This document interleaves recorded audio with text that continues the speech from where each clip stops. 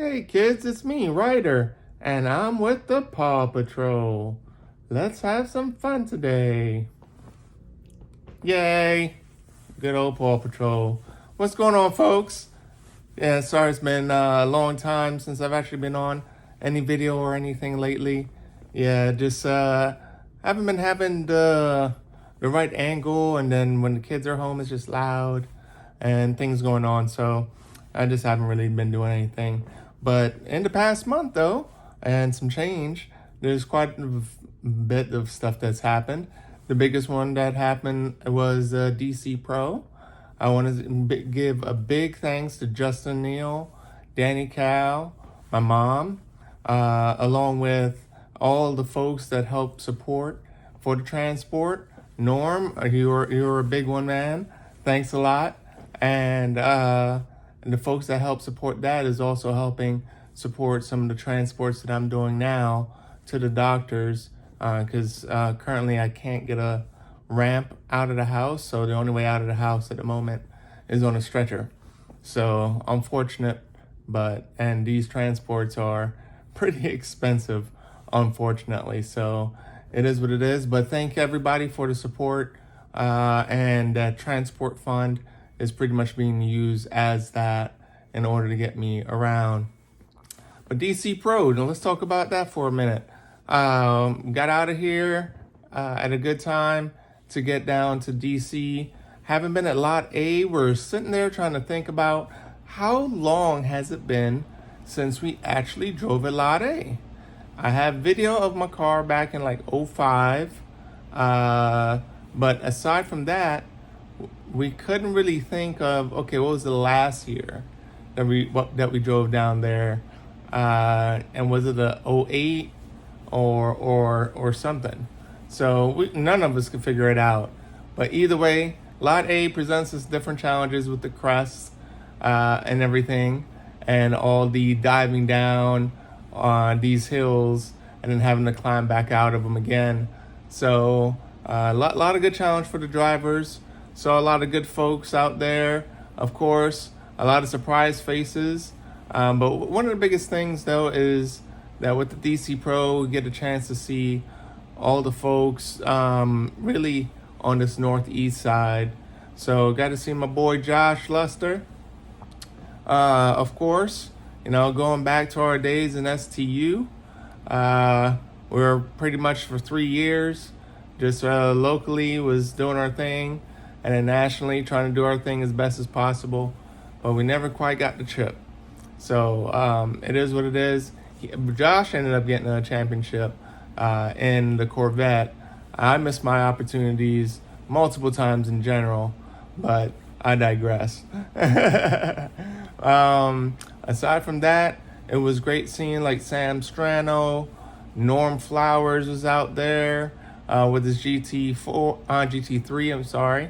Got a chance to hang out with the SCCA folks. They put me in a great spot. So as soon as I was able to pull up, there was the area where they paddock for at the end of the race. So I can see folks as soon as they're finished done. They can come out, say hi. I can see part of the course. And then they also hooked it up as far as with a bunch of fans.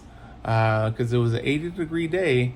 But it had the sun was baking because it was cloudless, virtually cloudless that day. And so if they didn't have those fans, I don't know how it would have been. But the biggest thing is the fan and the awning, which was clutch and much appreciated. They always treat me so good. So thanks again to the WDCR committee for setting all that stuff up for me. I know Kate always tries to hook it up and make sure that I'm in a good spot, so I always appreciate that. And along with Sam Vassallo, always tries to set it up as well, along with Devontae. There's too many people. I'm not going to be able to name everybody. It's going to take too much time and everything. Some of the other folks that I saw that I haven't seen in a long time was like Norville. We used to battle it out in STU back in the day, and I think I haven't seen him since 2011, 2012. And so I just thought everybody just moved away. But you know what happens? Adulting. You get those darn kids, and you might as well just kick your car right in the garage. Like, all right, I'll catch you one day. So it's very interesting how many people just kind of, moved on because of that, because of the darn kids. So it is what it is. But man, the community was so great. I did not take a lot of pictures. I did this intentionally because I wanted to be in the moment, and that I was. Even when I was there, we didn't take pictures like of each other or anything like that. I think Justin took about 9 pictures or so, and then that was really it. So, because I didn't want to bug him either. I didn't want to be like, oh, take this picture. A lot of it, I just want to sit back, remember about it, and then the few shots that he did take, they painted the picture very well as far as you remembering what was going on that day. So, and that seldomly happens. We're so much into the GoPro, so much into the pictures and everything, and half the time we don't even go back and look at them. Maybe once. So now I can just keep having it just replaying in my mind on things that I want to. So aside from DC Pro, what else was there? The next big thing is that I got my physical therapy back, and I am working with Fox Rehab, and the lady that I'm working with is Regina, and she's doing a good job. Right now, I think we've done about 4 weeks, and we've done a variety of things, and I've seen the difference already. Kind of makes me mad that I wasn't using more and more weights when I got back home. I got those 3-pounders and kind of stayed on them. Really, I didn't really go higher or bother people to put it on for me. But it's amazing once you start adding the weight and what it does to your muscles in the form of muscle growth. Add weight, get muscle growth. Who would have thought? So, of course, with that happening, my body's felt better. I'm still, when I wake up and try to move my arms like I normally did, before it would start aching, and I would definitely have to like stretch it out. And now I don't have as much of those issues at all, because we started not only working with weights, but also with the resistance bands. And with the resistance bands, I can work out some of the forearm muscles, which I would do in calisthenics or just doing free motion exercise, wasn't really getting the additional resistance, of course, to build the muscle.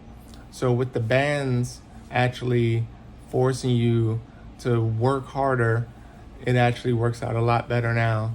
So I'm doing the bands on my wrists, I'm doing that for my forearms, and a little bit for my biceps, just a little bit. For the biceps primarily, and we start going over to the weights. We did some tests and tried to see what will work best for me after all the evaluations and everything. And so we went up to 8 pounds, and 8 pounds was too much to actually do any controlled movement, whether it was my shoulders or my arms. So we settled with 5-pounders. So with 5 pounds on either bicep, I can actually do what I just call the bird. So I can flap my wings, I can lift my arms up, bringing it up forward. Let's see here, not really good angle. Plus my, it's gonna just fall. So just bringing my arms up, doing kind of like the outward motion, bringing it back in, and then down again. So with all these motions as far as bringing it up, I've been able to strengthen up my shoulders quite a bit.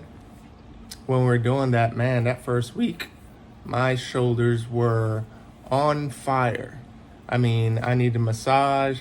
I had Carrie hit me with the gun quite a bit.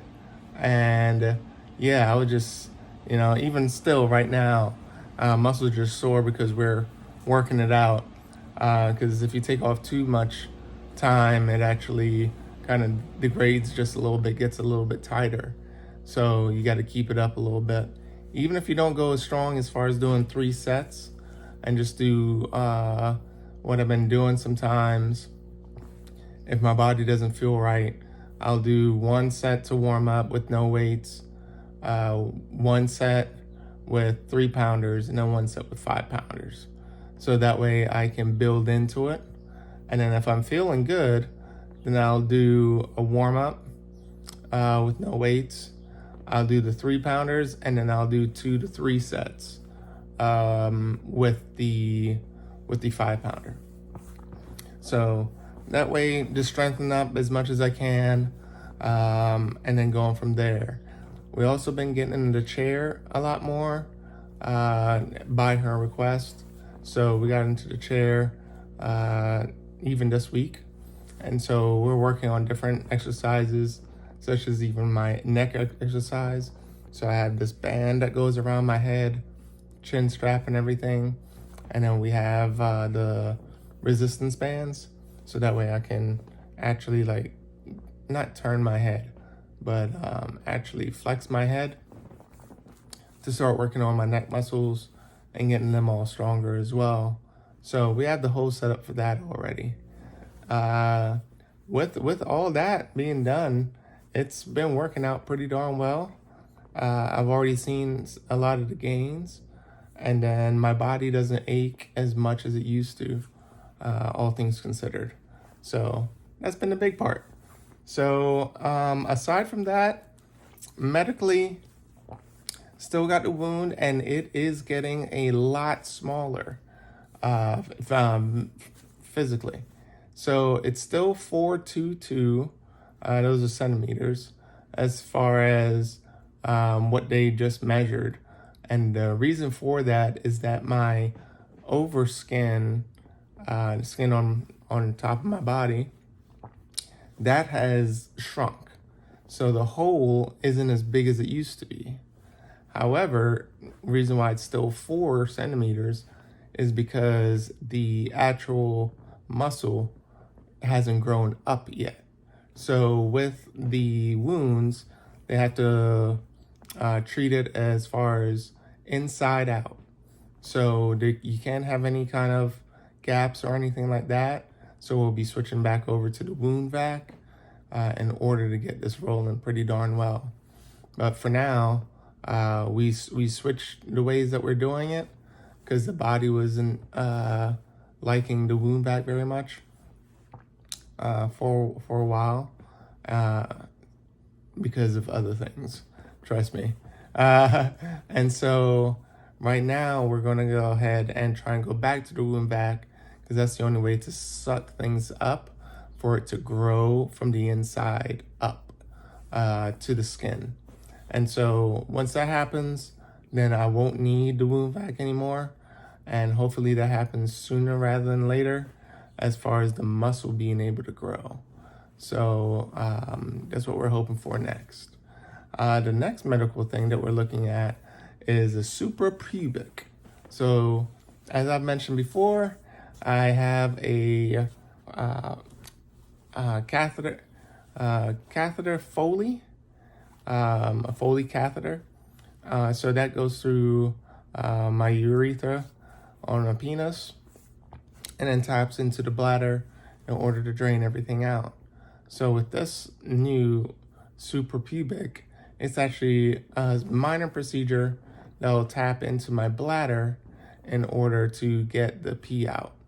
What this does, this frees up my my functionality for my penis. So I have to ask him how that really works. Like, how do I turn it on and off? But what it does allow me to do is eventually turn it on and off and have erections like I normally did and everything like that. So the functionality of the penis is basically what that is going to help gain, because now I won't have a tube coming out of it. So then as I get stronger And if I have a bedpan, I can go ahead and use that and go from there. So yeah, I know it's a long video. It's been like 15 minutes already. Didn't realize it was that long. But if you're still there, thanks for watching. Body's feeling good. Everything's actually feeling pretty darn good. And so I'm just gonna keep it going. The workouts have been great, so I just gotta keep it up. All right. So thank y'all for watching. I hope y'all have a good one. And this weekend should be nice. So go out there and enjoy it. Y'all take care. Catch you on the next one. 3,